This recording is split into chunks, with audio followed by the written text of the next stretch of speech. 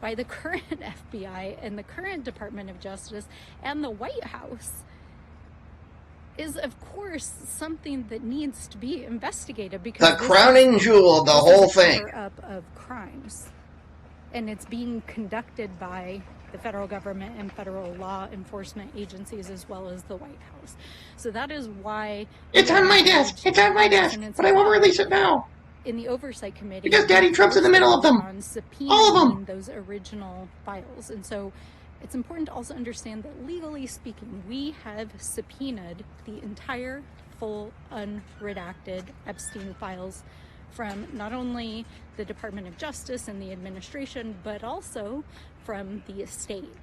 Now, the federal government is failing to comply with the subpoena. Donald Trump is refusing to release the files.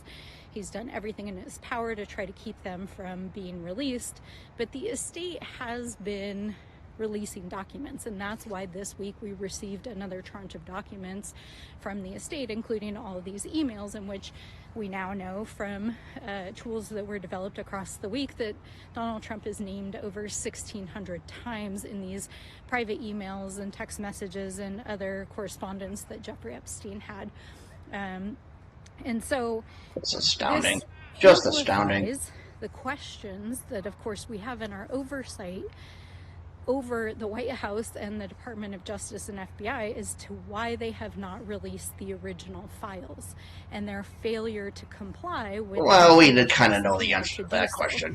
And so that is part of why we are pressing for the release of these files. It's not a friendly request. This is a congressional investigation into crimes.